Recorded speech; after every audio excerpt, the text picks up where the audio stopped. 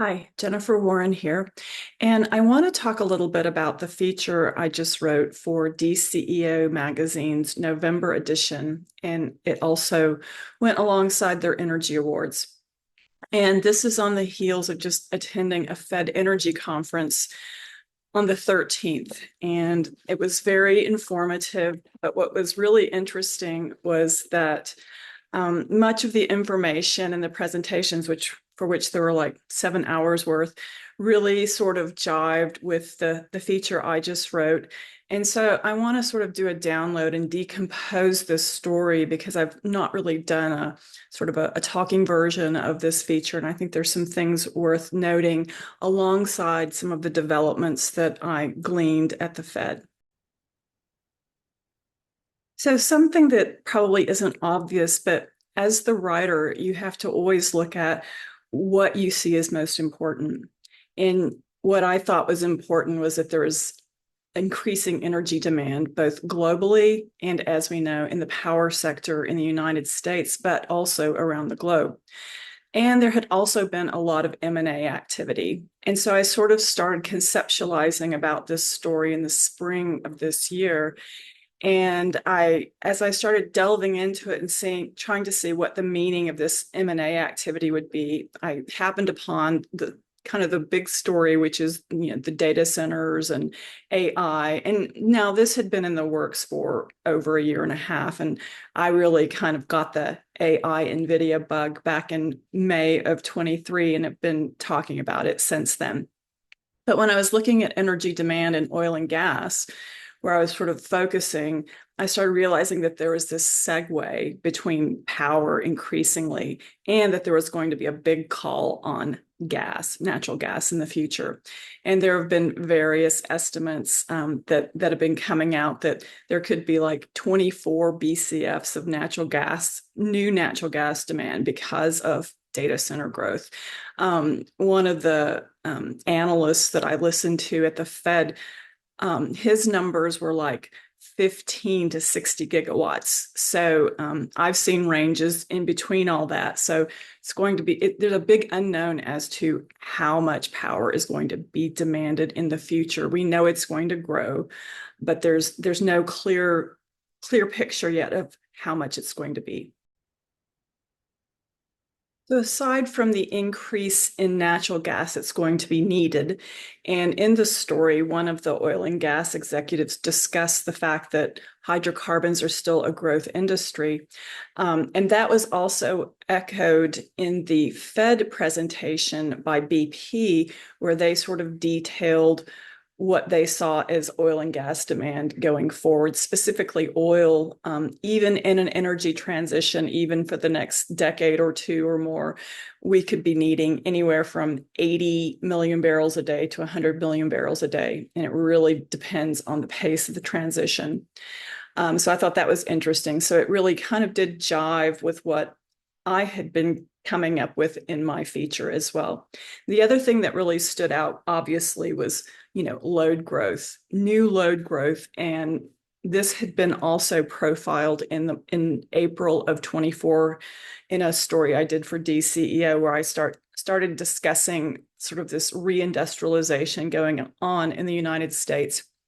Now, playing that forward in an energy context, we know that all that is all increased large loads. And so that's also detailed in this feature.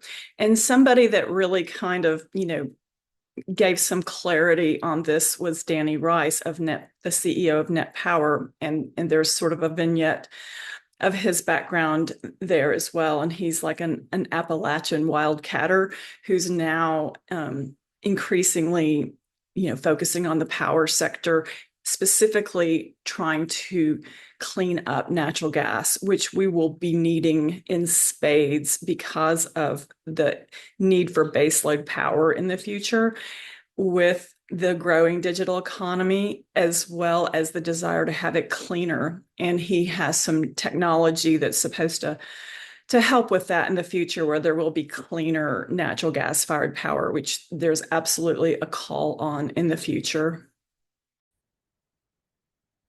So now I sort of want to run through some of the pages in the feature and also kind of have some slides that kind of parallel some of the developments in the feature that I got from the Fed. And I will try to share and get that going. So so this is, the feature, and this is sort of the spread in the November DCEO magazine.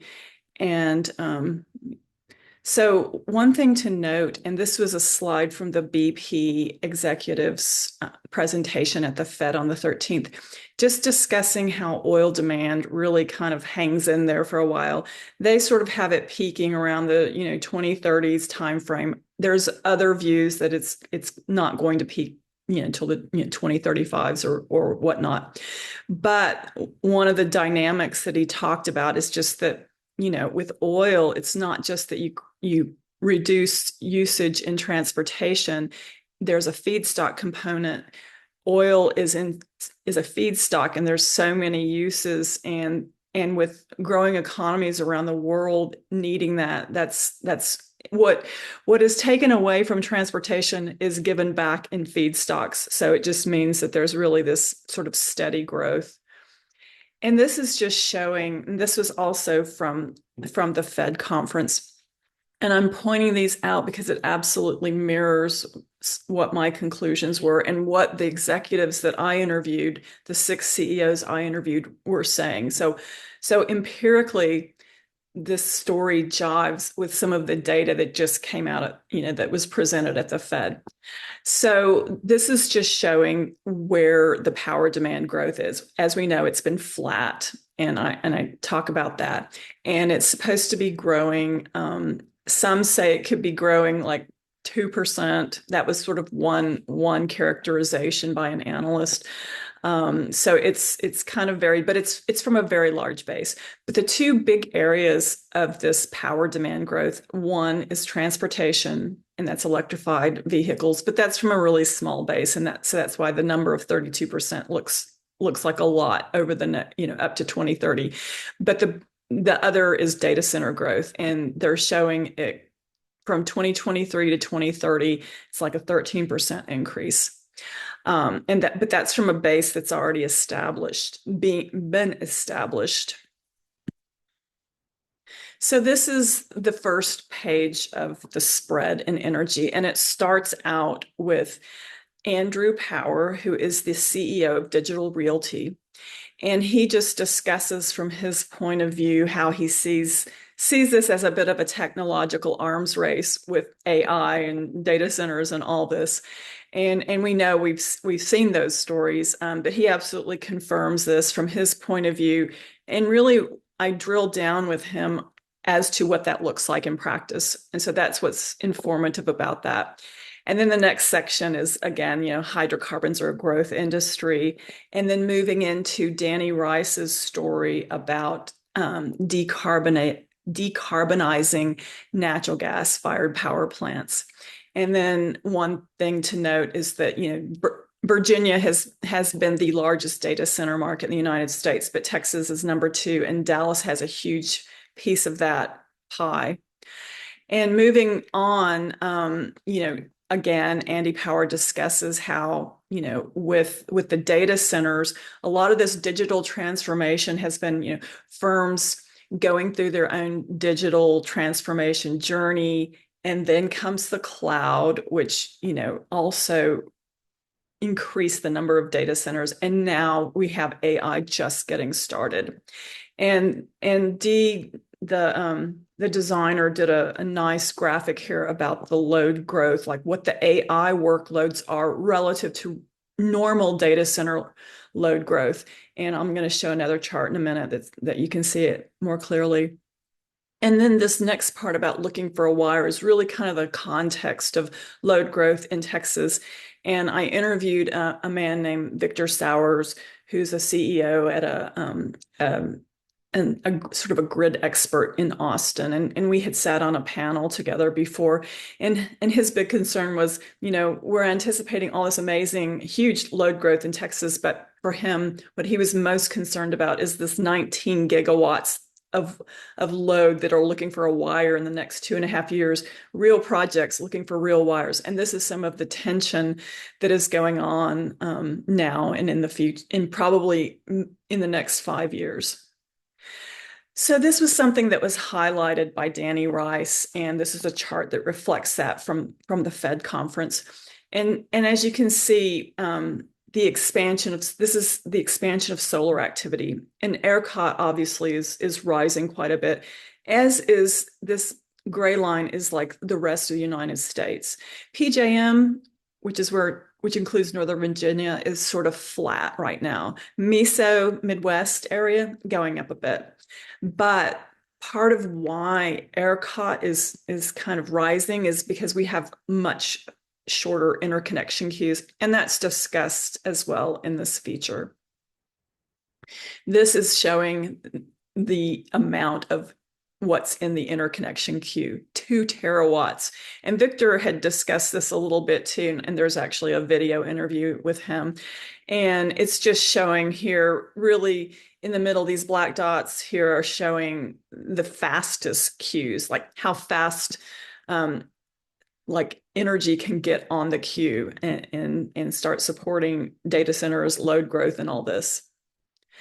And then the next and final page is a Bitcoin miner named Chris Alfano, and he is mining using natural gas, like gas that is not having the proper price realizations. He's using that, so he's kind of considers himself like an oil field services Bitcoin miner, and it's really interesting, the dynamics, because he really points to some of the dynamics happening on the grid with large loads. And so he's a real window into the future.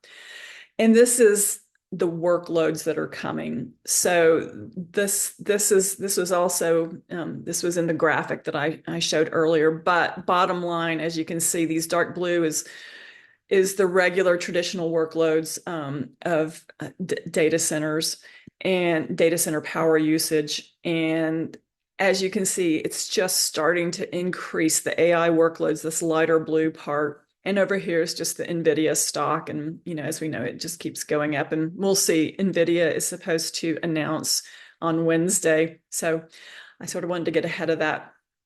So this is an interesting slide too, because I wanted to show you why this load growth and AI, generative AI, are going to be really interesting to watch in the future as it relates to power. So what this is showing, this is Dominion Energy of Virginia, Virginia being, the hot zone of data centers. And what they're showing here is in the training phase of AI, which there's a lot of that, like ChatGPT and all the big LLMs, large language models. They require a lot of power, a high degree of power. And right now, their share of the market is like 80% of the generative AI. There's a lot of training going on. They believe, towards when some of this training activity is through, it's going to be more like 20% of the market. But what's interesting is the inference stage, where what's been trained with generative AI, it's learning, it's answering your questions, with reasoning and all this. And right now, that's like 20% of the AI market, data center, demand. And in the end state, it's going to be at 80%. So those percentages flip. We flip at some point from training to more inference, but that's going to be a while. We're still in the early days. And they're saying that the training there's more of a medium propensity for it to be located in Virginia, just because they're saturated. They're struggling a bit with power, as you may have heard. I think it was Microsoft that was going to, fire up part of 3 Mile Island's nuclear power plant and things like that. So there's a real crunch for power. And then this is just showing, again, sort of one of the final takeaways with my feature even is that, oil and gas demand is going to be around for a while, regardless of what anybody thinks about an energy transition. It's just more about, as the BP executive was saying, it's more about right now we're in energy addition phase, and we're going to be in that for some time around the globe. In the United States, we're more in energy substitution, where we're substituting renewables and natural gas for coal and that sort of thing. And so all that is what's ahead in the next decades. But bottom line, here on the right, it's the upstream investment in oil and gas. Just look at the green bars. So steady state here, about just under 500 billion in 2023. They're saying it's just going to be a shave over, 400 billion in 2030. But again, that stays flat. So as we know, oil and gas is a depletable resource. And so you have to constantly be on this treadmill with producing. So bottom line is there's going to be a need for oil and gas investment for decades ahead. And at one point, BP was sort of not investing in oil and gas as much. They sort of really kind of lit on the energy transition idea. But once Russia invaded Ukraine, that sort of turned all that upside down a little bit, turned it on its head, that we're going to be needing oil and natural gas for a long time. And then this is just showing, again, the green bars is what's most relevant for now, because this is like the current trajectory of what is needed in investment and what all the policies are around the world. The blue bars are net zero ideals. And then this is just one of the final sort of companion energy pieces of the whole spread. And this is a pioneer and a legend that is a CEO of Matador Resources. And he was very much at the onset of the shale boom. And a lot of his production happens in New Mexico. So even with an oil and gas environment that has not been as favorable as, say, Texas, he's done very well. And his firm is very innovative and super efficient with oil and gas production. And they really use a lot of state-of-the-art technology. And he invests in next-gen employees and real dynamic group. So I will stop sharing there. So as we can see, there is a long runway for new energy demand and energy demand in general. And it's going to be really interesting over the next handful of years, because there's a lot of bottlenecks right now and challenges that are going to have to be overcome. But there is the prospect that, in fact, AI, generative AI, and everything that we apply in the future could be helpful with becoming more efficient with energy production. And there's a lot of entrepreneurs and firms really on the vanguard, trying to find ways to grow their businesses, find new solutions, overthrow models. So I hope you enjoy the read. And I also was really happy to attend the Dallas Federal Reserve Energy Conference, which really, really interestingly mirrored what we had just produced. Thank you.